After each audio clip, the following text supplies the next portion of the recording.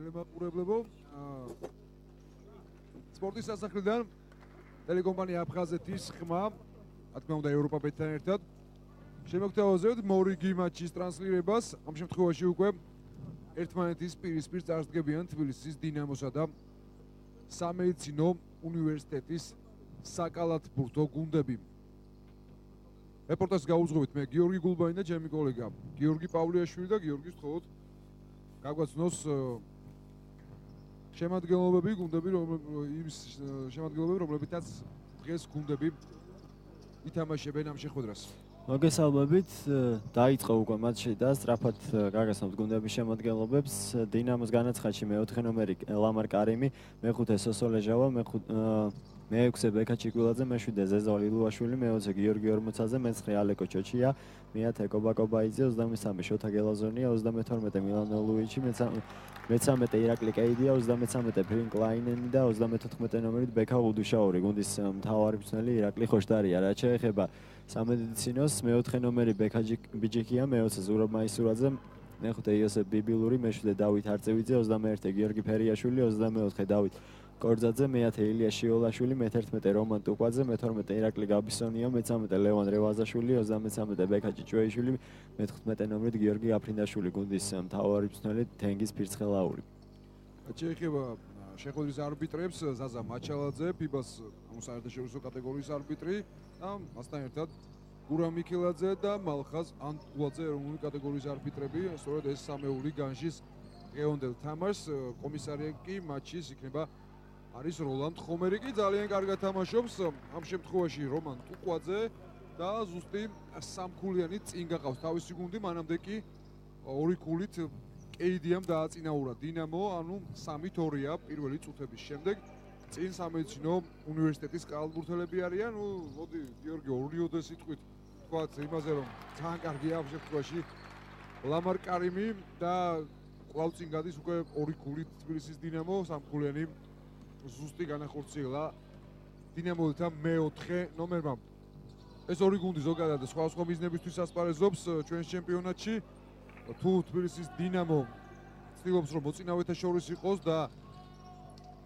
პრობლემას არ შეექმნება იმისათვის რომ პლეი-ოფის საგზური მოიპოვოს განსხვავებული ვითარებაა სამედიცინო უნივერსიტეტის გუნდის მიზნებთან დაკავშირებით და ეს კლუბი 14 თამაშის შემდეგ მხოლოდ ერთი მოგებით და 13 წაგებით ბოლო პოზიციებში იყოფს STU-სთან ერთად, რომელსაც საერთოდ არ აქვს მოგება და ნუ ზოგადად ნუ ალბათ პრაქტიკულად წარმოუდგენელს კი არა დარჩენილ ტურებში ამ გუნდმა შეძლოს აი გადალახოს ის ზღვარი, რომელიც მას მისცემს გარანტიას განაგრძოს ჩემპიონატი პლეი-ოფში, ანუ პირველ 8 გუნდში მოხვდეს.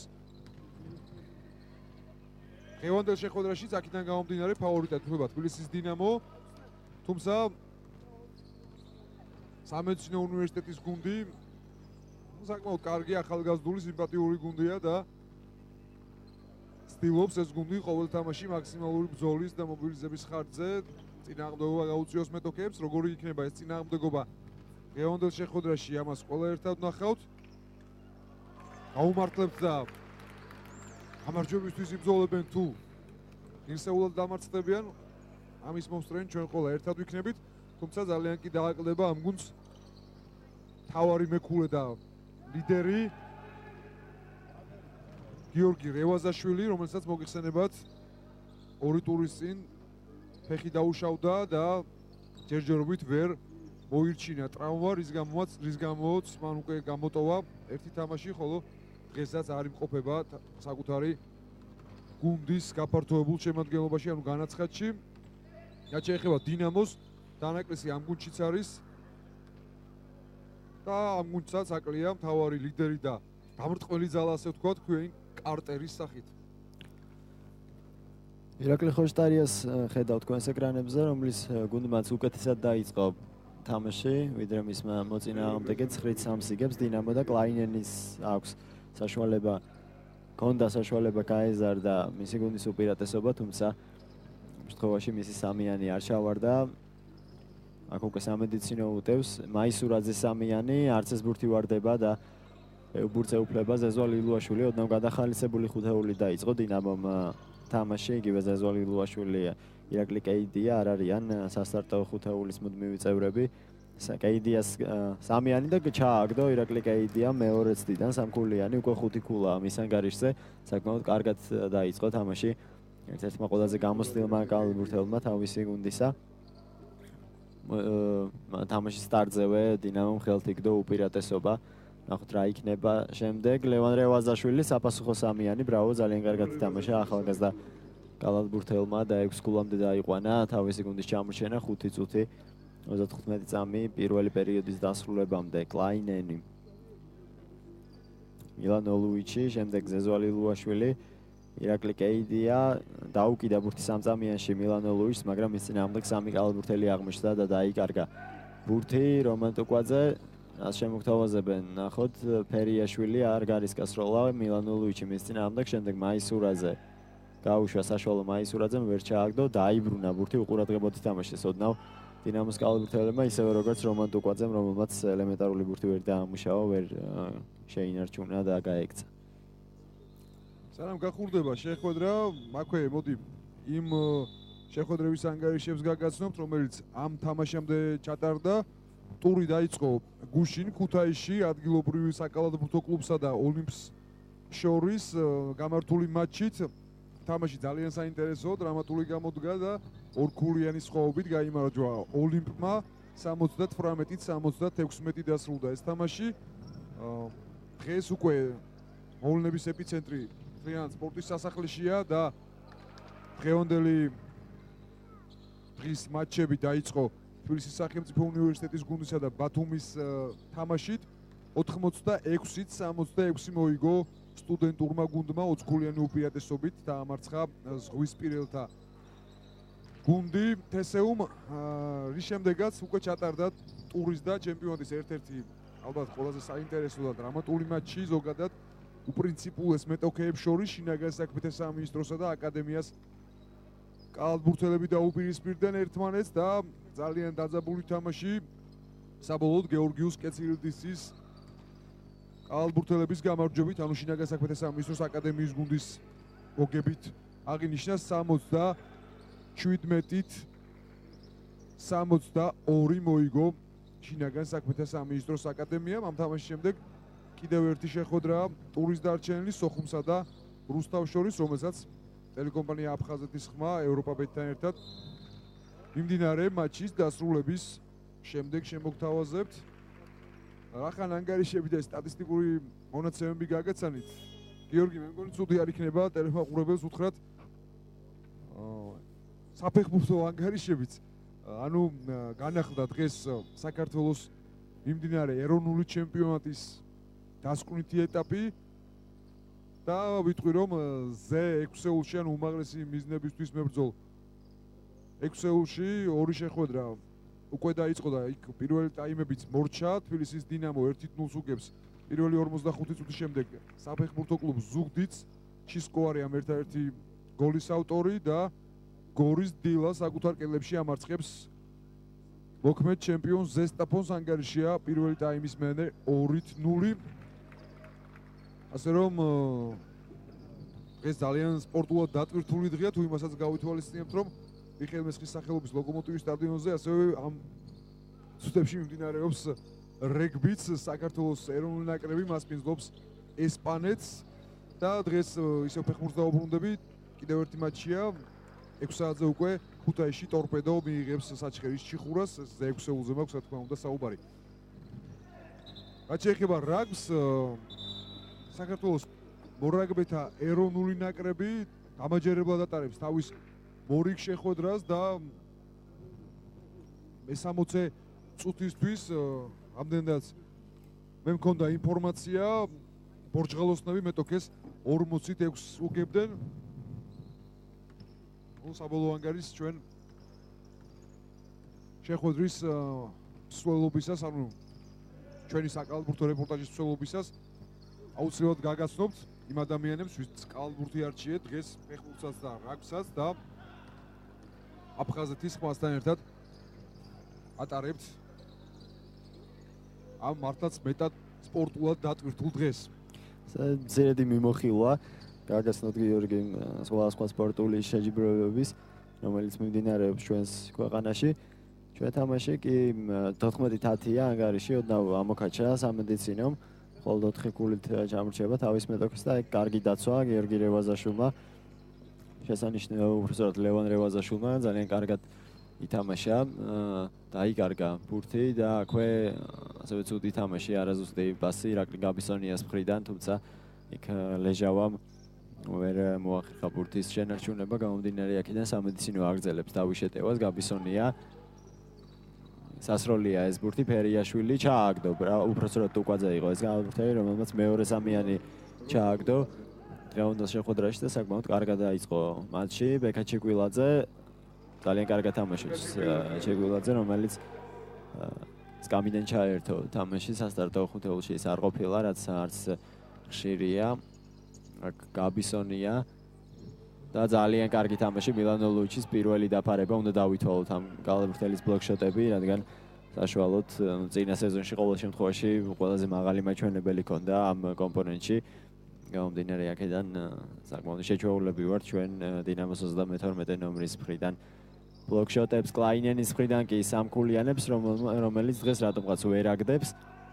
და ჩაითვალა ეს ბურთი, შემდეგ გამოასწორა, ასე ვთქვათ, თავისი შეცდომა, შეცდომა არ ქვია, რა თქმა უნდა, ვერ ჩაგდებულ სამიას, თუმცა უკვე ძალიან კარგად ითამაშა და 3 ქულის შანსი უკვე ჯარიმით აქვს თუ გამოიყენებს ამ საჯარიმო სროლას.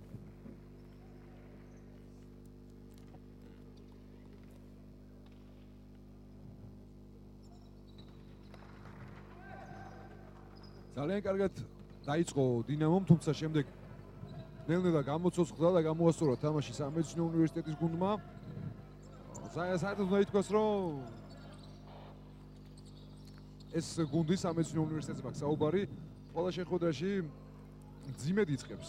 თუმცა, იყო რიგი შეხვედრები იგივე STU-სთან თამაში, როდესაც ერთ-ერთი გამარჯვება მოიპოვა მიმდინარე ჩემპიონატისა სამედიცინომ, სწორედ ძიმედ დაწყებული საწყისის წუთების შემდეგ მოახერხა და გარდატეხა შეიტანა მედიკოსთა გუნდმა იმ შეხვედრაში და საბოლოოდ მოიგო კიდეც ის ერთ-ერთი თამაში, რომელიც უკვე მახსენე მიმდინარე რეგულარულ პირველობას და სხვა შეხვედრებიც მახსენდება, როდესაც ამ გუნდს თავიდან გაუჭირდა გახურება, თუმცა შემდეგ საკმაოდ ნორმალური შტაბეჭდილება დატოვა.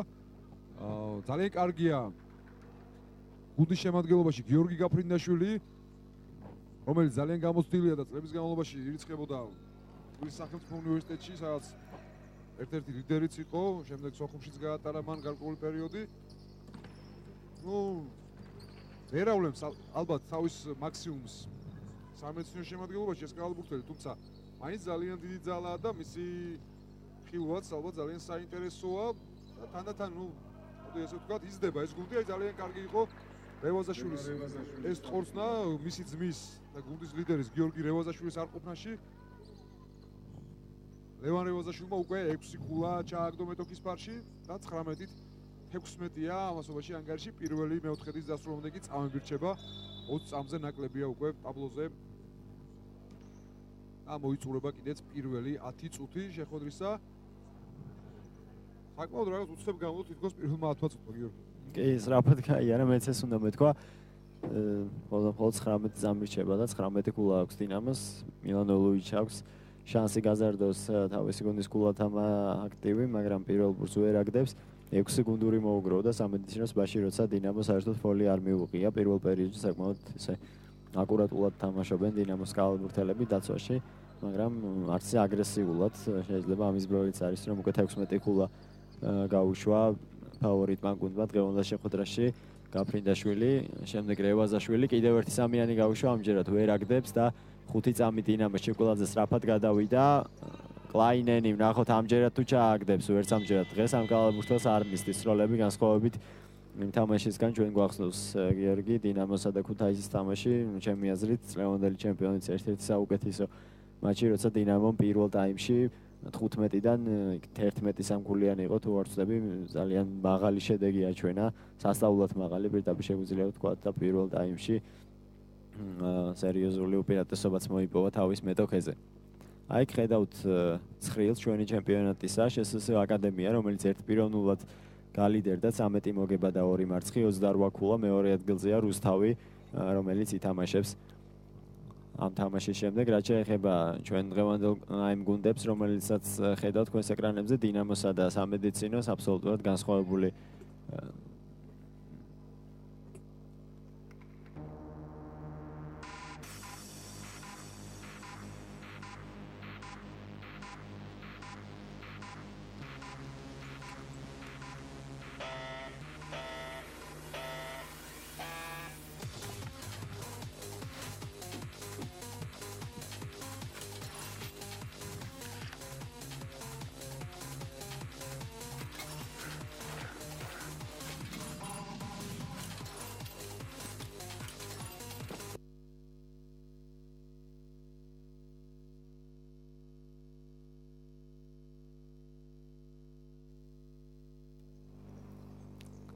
დაუბრუნდით პირდაპირ ეთერში განახლება თამაში დაიწყება მეორე პერიოდი მე ვსაუბრობდი სატურნიო ცხრილზე და კიდევ ერთხელ გეტყვით აბსოლუტურად განსხვავებული სიტუაცია ამ ხრივ მე-6 ადგილზეა დინამო 9 მოგება და 5 მარცხი და მხოლოდ ერთი გამარჯვება სამედიცინოს ამ თამაშის შემდეგ ყველა ვარიანტში გადაუსრებს STU-ს რომელზეც დაეწევა თამაშების რაოდენობით ამ მომენტისთვის ეს STU-ა მე-10 ადგილზე რომელსაც ყველა წაგება აქვს და სამედიცინო კი ბოლო ადგილს იკავებს ძალიან გაუჭირდება გუნდს თუნდაც ბრძოლა საუკეთესო 8 გუნდში მოსახვედრად თითქმის წარმოუდგენელია მაგრამ ნახოთ ყველაფერი ხდება მაისურაძე უტევდა აქ კალათს და ძალიან კარგათაც 2 ქულამდე შეამცირა სხვაობა 28+2 დინამოს შეეხება დინამოს გიორგი შენახსენე რომ მე-6 ადგილზეა თუმცა ამ თამაშის მოგების შემთხვევაში თბილისელები უკვე გადაინაცვლებენ მე-5 ადგილზე გაასწრებენ რა ქუთაისს, რადგან 25 ქულა დაუგროვდებათ ასევე და უნდა ითქვას ისიც, რომ დინამოს აქვს ექნება 15 თამაში ჩატარებული ამ შეხვედრის ჩათვლით, ხოლო ქუთაისს უკვე აქვს გამართული 16 თამაში, ასე რომ დინამო პრაქტიკულად შეგვიძლია მე-5 ადგილოსთან მოვიაზროთ. გაუბრუნდეთ კიდევ ერთხელ ამ შეხვედრას 2 ქულიანი უპირატესობით იგებს. ირაკლი ხოშტარიას გუნდი დინამო და მორიგი ერიშის პროცესია ოულიჩი იყო ბურთი და დაჯარიმდა მასზე თუ არ ვცდები ფეიქრიშვილი. დინამოელებს დღეს კალათბურთელებს მაქვს საუბარი ჩვენ აუღრიშეთ გიორგი რომ აკლიათ გლადიატორების ომახიანი მხარდაჭერა ალბათ კიდევ დარწმუნებული ვარ ისინი დღეს საფეხბურთო ჩემპიონატის განახლებას ესწრებიან და ბორის პაიჭაძის სახელობის დინამო არენაზე თბილისის დინამოსა და ზუგდიდის დაპირისპირებას ადევნებენ თვალყურს და ალბათ იქ კომაგობენ თბილისის დინამოს ასე რომ სამედიცინოსთან შეხვედრაში საკალათბურთო გუნდის მხარდაჭერას არჩიეს საფეხბურთო გუნდის ამ შემთხვევაში იქ უფრო მეტად ჩათვალეს თავის საჭიროდ და გლადიატორები ყოფებიან საფეხბურთო მატჩზე. ნახოთ, ამდენად გაართმევენ კალათბურთელები ერთგული კომაგის გარეშე ამ შეხვედრაში ბიზნეს ამოცანის ირწევას თავს ჯერჯერობით ყველაფერი ნორმალურად გამოსდით 24-18 იგებენ 6 ქულა მათი უპირატესობა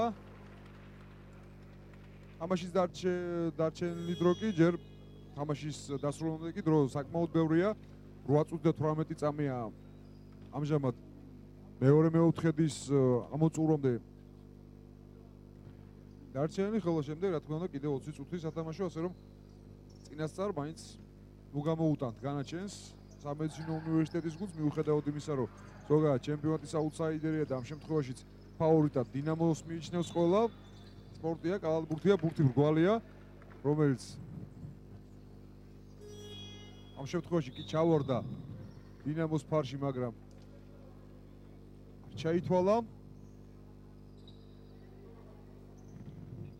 და სამედიცინოს კალათბურთელები ჯარიმით გაითამაშებენ ახლა. ჯარიმით დაიწყებენ ახალ იერის, რომელსაც გიორგი გაფრინდაშვილი უძღვება. ძალიან არაზუსტი იყო რომან ტუკვაძე ამ შემთხვევაში და საპირისპირო კონტრიერში უკვე დინამოელთა შესრულებით. კარიმი ბურთით, რომელიც გუნდის უდავო ლიდერად იქცა, ძალიან კარგი პასი გაუკეთა ლეჟავას. ლეჟავა მას კარგად იმოქმედა კლაინენი და ვერც ამჯერად ჩააგდო, რამდენი რამ არის დამოკიდებული, თუ რამდენად წაუვა კალათბურთელს თამაში. ძალიან კარგად იცის გულშემატკივარმა, ვინც ადევნებს სუპერლიგას თვალს, რომ ეს კალათბურთელი ერთ-ერთი საუკეთესო მსროლელია ჩვენი ჩემპიონატისა და ამ თამაში უკვე მეხუთე თუ მეექვსე სამიანი ისროლა და ვერც ერთი ვერ ჩააგდო. იმედი დავიტოვოთ, რომ ერთს მაინც ჩააგდებს და შემდეგ გაისწორებს მაჯას, ასე ვთქვათ, და შემდეგ უკეთესად ათამაშდება კი. საპასუხო ორი ქულა მიიღო დინამო 24-20 ანგარიში, მილანოლუიჩი, კარიმი.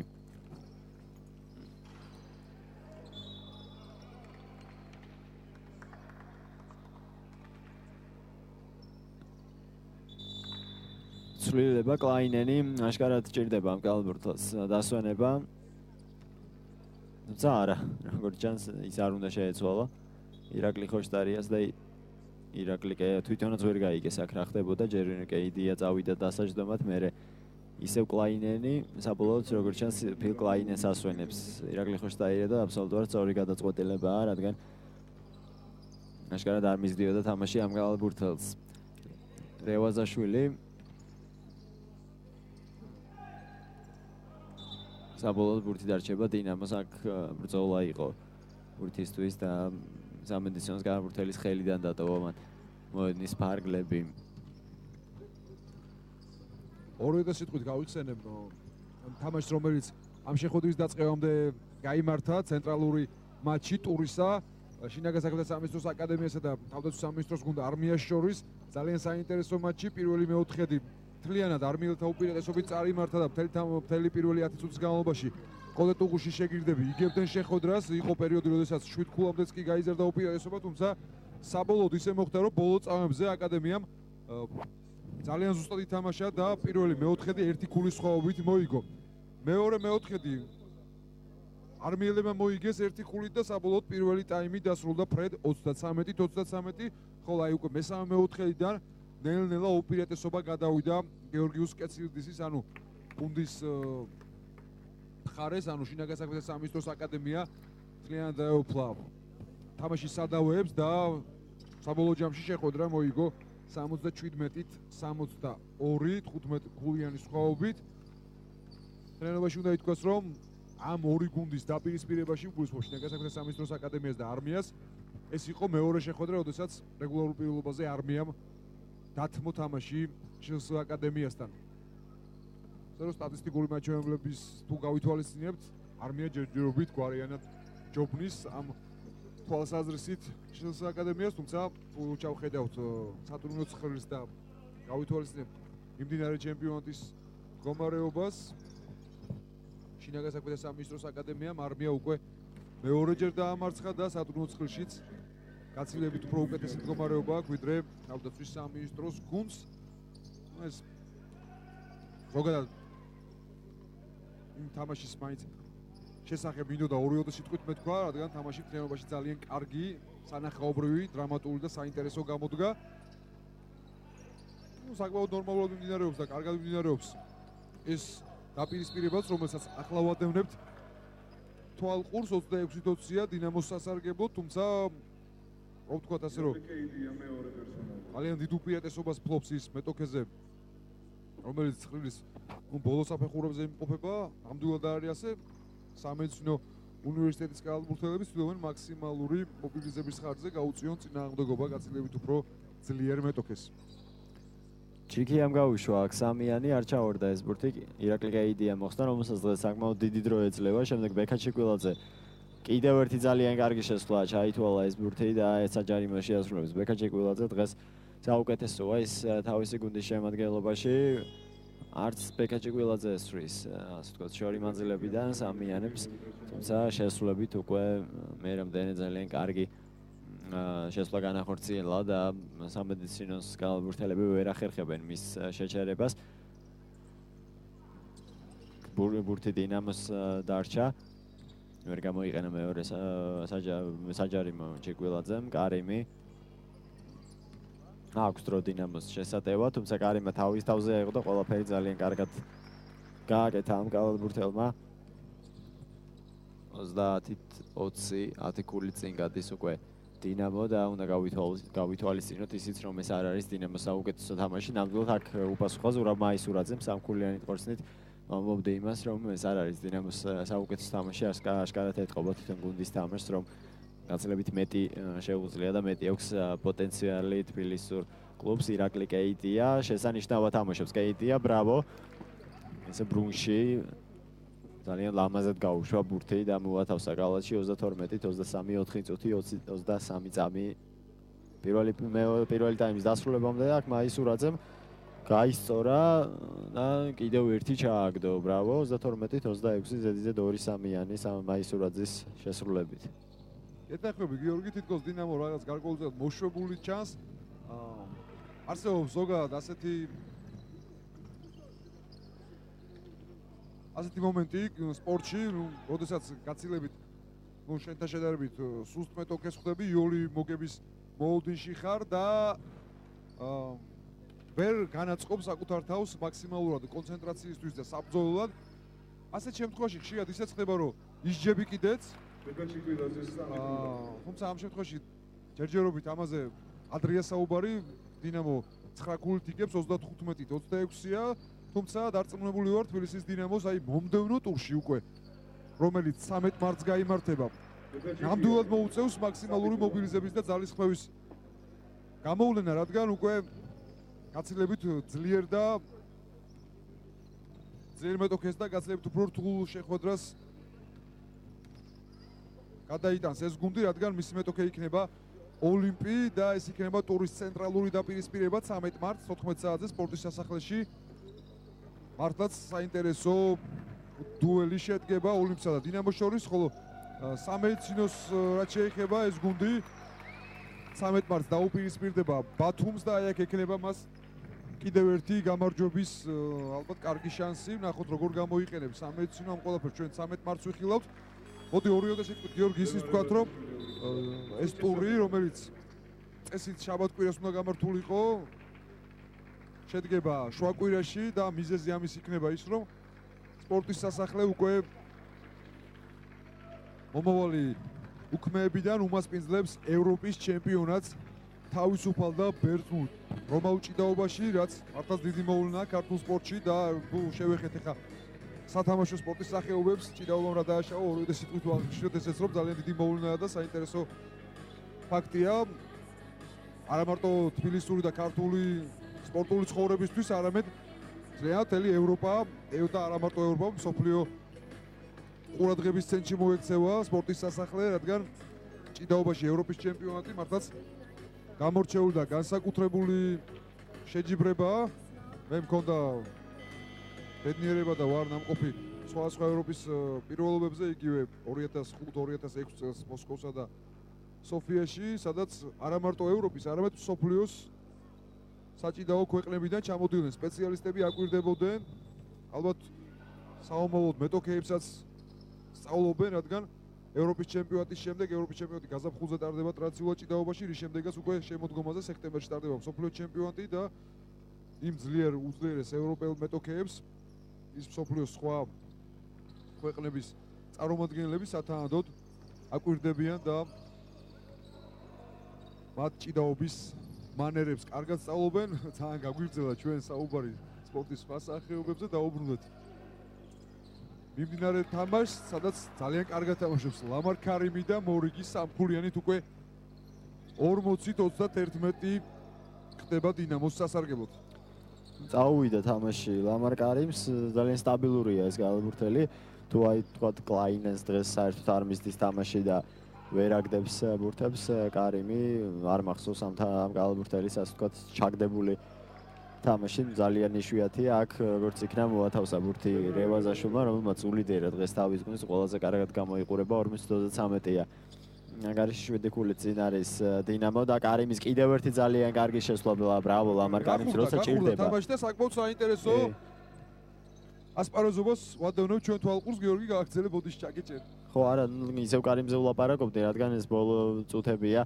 კარიმი ძალიან კარგად გამოიყურება, როცა გუნდს ჭირდება, მაშინ თამაშობს, ინდომებს და გამოსდის. რაც მთავარია, გიორგი აფრინდაშვილი გაუშვა, ვერ ჩააგდო მოხსნა დაცვაში და სწრაფი შეტევა დინამოსი გელაზონია, რომელიც პირველად გამოჩნდა დღევანდელ შეხვედრაში, შემდეგ გაათავისუფლეს ლეჟავა, უნდა ჩააგდოს ლეჟავამ. ვერ მოათავსა ბურთი კალათში. უკვე სწრაფ შეტევაზე 3-3-ზე არიან მაისურაძე, პასის გაკეთებდა ჯობდა, ნუ როცა 3-3-ზე უტევ თან ესე სწრაფად მოძრაობაში, ასეთ გაუაზრებელ სროლას არ აქვს გამართლება. კარიმი, ოდნავ გაუსული თამაშიც კი წავიდა, აღარ ჩერდება ბურთი. არაზუსტი პასი ლამარ კარიმის. ისევ ის არის ბურთი 10 წამი შესატევად. შევიდა, ამჯერად კარგი თამაში. დაცვაში მე-6 ნომერი იოსებ ბიბილური იყო ეს გალბურთელი, რომელმაც ხელი შეუშალა ლამარ კარიმს და აიზულა, გარბენი გაეკეთებინა, ბურთი გადაეცა უკვე სამედიცინოს. ბოლო წუთი პირველი ტაიმის. მართლაც გახურდა და საკმაოდ საინტერესო ხასიათი მიიღო ამ შეხვედრამ და მიუხედავად იმისა, რომ დინამო იგებს 42-ით უკვე 36-ს, ძალიან საინტერესო საცქერია, 35-ს უკაცრავად ორქულიანი გამოდგა. ბოლო ნატყორცნი გიორგისა ლევან რევაზაშვილისა მე-14 ქულა ჩაიწერა საკუთარ აქტივში სამედიცინოს მე-13 ნომერმა. მისი ძმის არყოფნაში კიდევ ერთხელ ვიტყვი, რომ სწორედ ამ გალბურთელმა აიღო ლიდერის ფუნქციები თავის თავზე. ძალიან მიკვირს გიორგი გაფრინდაშვილისა, რომელსაც ჯერ ქულა არ აქვს აქტივში, არადა ზოგადად ეს გალბურთელი ძალიან შედეგიანი მახსოვს მე. ლამარ კარიმი კი კვლავ პროდუქტიულია ორქულიანით. 44-35 გაისმა საფინალო სირენის ხმა, რომელიც გვანიშნებს იმას, რომ პირველი ტაიმი დასრულდა 2/4 ამოიწურა და 9 ქულიანი უპირატესობით გადიან გუნდების შესვენებაზე. თბილისის დინამო დამსახურებულად ამარცხებს სამედიცინო უნივერსიტეტის საკალათბურთო გუნდს. ყველაზე შედეგიანი დინამოელთა მხრიდან ბექა ჩიკულაძე არის 13 ქულით, 12 ქულა აქვს ლამარ კარიმს. კეიდიას კი 9 ქულა მოუგროვდა პირველი ტაიმის შემდეგ. ყველაზე შედეგიანი სამედიცინო უნივერსიტეტის გუნდში და მთლიანად შეხვედრაში კი ლევან რევაზაშვილია, რომელსაც 14 ქულა აქვს აქტივში. გუნდები გადიან შესვენებაზე და სანამ დაგემშვიდობებოდეთ, ასევე შემოგთავაზებთ ტრადიციულ ინტერვიუს, რომელიც პირველი 20 წუთის დასრულების შემდეგ აფხაზეთის ხმის ეთერში უკვე რა თქმა უნდა კიდევ ერთხელ ვახსენე ტრადიციად იქცა, ასე რომ გემშვიდობებით მე 15 წუთით. მოგესალმები ლევან, როგორ შეაფასებ შეხვედრის პირველ ნახევარს 44-35 შენს პირად ანგარიშზე 14 ქულა ირიცხება, კმაყოფილი თუ ხარ თუ არა შენი თამაში? მაშინ რომ ჩვენი გუნდი წინ გავა და მაქსიმალურს გააკეთეს, მეტი შეგვიძლია და უნდა ვიბრძოლოთ რა, ეს დაცვაში ცოტა მოვიბოჭლებთ, ესმა გამოვასწოროთ რა და მაქსიმალურს ვეცდებით რომ გამოვასწოროთ. როგორ ფიქრობ, რა არის ანუ თქვენი სუსტი წერტილი ყველაზე მეტად? კარგი და ვის მიჩნევ შენ პირადად თქვენს უშუალო კონკურენტად? არიან ეს სოხუმი, გპი, თესეუც არის რა და ვფიქრობ გამოვალინოთ ჩვენი შესაძლებლობები. შენი აზრით ან როგორც მოთამაშის გაქვთ თუ არა შანსი რომ გახვიდეთ პლეი-ოფში? არა. სამწუხაროდ წელს არა. კარგი, დიდი მადლობა წარმატებები.